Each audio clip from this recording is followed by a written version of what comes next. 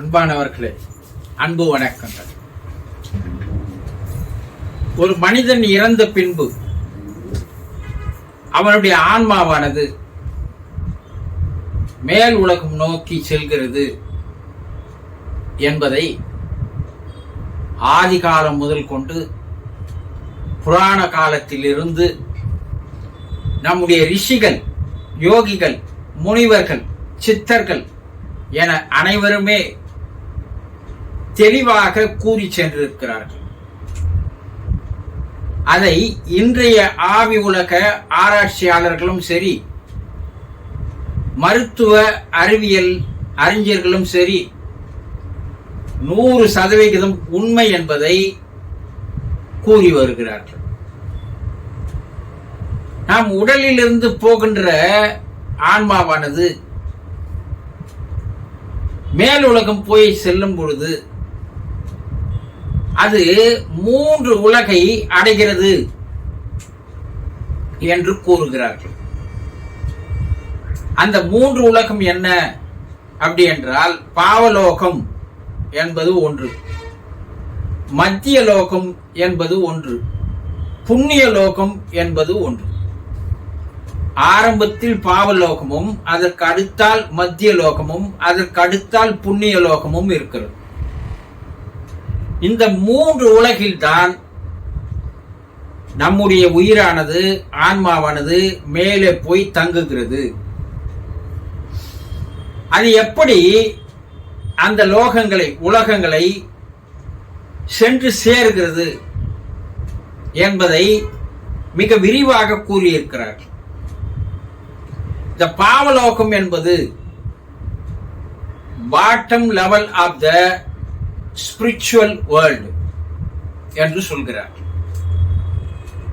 இந்த பூமியில் மனிதர்கள் வாழும் பொழுது எந்தெந்த உணர்ச்சிகளுக்கு அடிமைப்பட்டு இருந்தார்களோ, மது, மாது, போதை போன்ற எல்லா பழக்கங்களுக்கும் அடிமைப்பட்டிருந்தால், எல்லா உயிரினங்களுக்கும் தீங்கு செய்திருந்தால், மனிதர்களை ஏமாற்றி, மனிதர்களை கொள்ளையடித்து, அதிகமாக லஞ்சங்களை வாங்கி இன்றைய நிலையில் சொத்துக்களை சேர்த்து வருகிறார்கள் அல்லவா? சுயநலமே பெரிதாக கொண்டு தன்னுடைய பரம்பரைகள் மட்டும் பல ஆண்டுகள் வாழ வேண்டும் என்று நினைக்கிறார்கள் அல்லவா? அப்படிப்பட்ட இந்த ஆன்மாக்கள் பாவ உலகில் தான் போய் சேர்கிறது என்று கூறுகிறார். இவர்கள் பூமியில் இருக்கின்ற தன்னுடைய குடும்ப உறுப்பினர்களோ, நண்பர்களோ, உறவினர்களோ யார் மன பலவீனமாக இருக்கிறார்களோ அவர்களை வந்து அவர்களுக்குள் உள்புகுந்து தன்னால் நிறைவேற்றிக் கொள்ள முடியாத ஆசைகளை, பேராசைகளை நிறைவேற்றிக் கொள்கிறது என்றும் கூறுகிறார்கள். ஒரு சில ஆன்மாக்கள் அந்த பாவ உலகிலிருந்து மத்திய உலகிற்கு செல்வதற்காக ஆசைப்படுகிறார்கள்.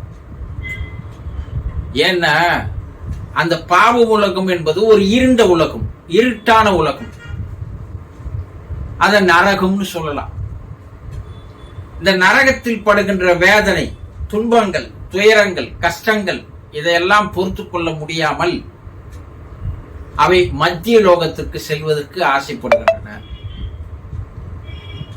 இந்த லோகத்தில் இருக்கின்ற ஆன்மாக்கள் எல்லாம் பெரும் துன்பத்திற்கு ஆளாக்கப்படுகின்றன.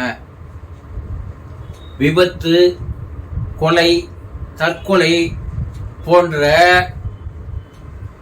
நிகழ்வுகளில் உயிரை இழக்கின்ற அந்த ஆன்மாக்கள் தான் இங்கு அதிகமாக இருக்கின்றன. இந்த ஆன்மாக்கள் பூமியில் வாழ்கின்ற தன்னுடைய வாழ்க்கையினுடைய நிலைகளுக்கு ஏற்றாற்போல் தான் அங்கே இருக்கிறது. இங்க என்னென்ன பாவங்கள் செய்தாங்களோ, இங்கு என்னென்ன தகாத செயல்கள் செய்தார்களோ, இங்க என்னென்ன தீங்கான செயல்கள் செய்தார்களோ அதற்கெல்லாம் தண்டனை அங்கே தரப்படுகிறது. அப்போ இந்த பாவலோகம் என்பது நரகத்திற்கு சமமானது என்று கூறுகிறார். சரி, இரண்டாவது மத்திய லோகம். மத்திய லோகத்தில் பூமியில் வாழ்கின்ற பொழுது ஒரு பாதி அளவு புண்ணியம் செய்திருப்பான், தெரிந்தோ தெரியாமலோ பாவங்களை செய்திருப்பான், மனசாட்சிக்கு பயந்து வாழ்ந்திருப்பான். அப்போ அந்த நிலையில் இருக்கின்ற இவையெல்லாம் மத்திய லோகத்திற்கு வந்து சேர்கின்றன. அளவுக்கு அதிகமா தீங்கு செய்திருக்க மாட்டான், அளவுக்கு அதிகமா யார் மனசையும் புண்படுத்திருக்க மாட்டான். ஆனா பாதி அளவு பாவமும் பாதி அளவு புண்ணியமும் செய்திருக்கின்றவர்கள்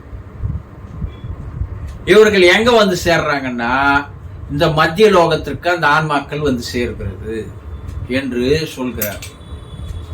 இந்த மத்திய லோகத்தில் இருக்கின்ற இந்த ஆன்மாக்கள் தன்னால் நிறைவேற்றிக் கொள்ள முடியாத ஆசைகளை அவை மறுபிறப்பு எடுத்து வந்து நிறைவேற்றிக் கொள்கிறது. அவருக்கு அந்த ஆன்மாக்களுக்கு மறுபிறப்புக்கு வாய்ப்பு தரப்படுகிறது. சில ஆன்மாக்கள் தன்னுடைய பிள்ளைகளின் பிள்ளையாகவோ பேரனாகவோ பேத்தியாகவோ பிள்ளை பெற்றெடுத்த பிள்ளைகளில் அல்லது பெற்றெடுக்கும் பிள்ளைகளில் ஒரு வாரிசாகவே வந்து பிறக்கிறது என்று கூறுகிறார். இவை மேலே தான் செய்த தப்புக்களுக்கு வருத்தம் தெரிவிக்கிறது. ஆகவே நான் இனிமேல் செய்ய மாட்டேன் என்று மேலுலகில் மன்னிப்பு கோரப்படுகிறது என்று கூறுகிறார். இவை உயர்ந்த நிலையில் இருக்கின்ற ஆன்மாக்களோடு தொடர்பு கொண்டு தன்னை மேல்நிலைக்கு அழைத்து செல்லுமாறு கேட்கிறது என்று கூறுகிறார். அப்போ இந்த மத்திய லோகத்தில் இருக்கின்ற ஆன்மாக்கள் தன்னுடைய குடும்பங்களிலே வந்து மறுபிறப்பு எடுக்கிறது அல்லது உயர்நிலை பிறப்பை எடுக்கிறது என்று கூறுகிறார். சரி, மூணாவது லோகம் புண்ணிய லோகம். இந்த பூமியில் வாழ்ந்த போது எல்லா ஜீவராசிகளுக்கும் மனிதர்களுக்கும் மனதாலோ சொல்லாலோ செயலாலோ தீங்கே விளைவிக்காமல் பரிசுத்தமாக வாழ்ந்து வருகின்றவர்கள் புண்ணிய லோகத்திற்கு செல்கிறார்கள். இந்த ஆன்மாக்களில் ஒரு சிலது மறுபிறப்பு இல்லாத நிலையை தெய்வ நிலையை அடைந்து விடுகிறது. அப்படியே மறுபிறப்பு எடுப்பதற்கு அதற்கு வாய்ப்பு இருந்தால் அவை அவதாரங்களாக வந்து பிறக்கின்றன. இந்த ஆன்மாக்கள் ஒரு தூய்மை பெற்ற ஆன்மாவாக்க பரிசுத்தமா ஆன்மாவாக்க மாறுகிறது.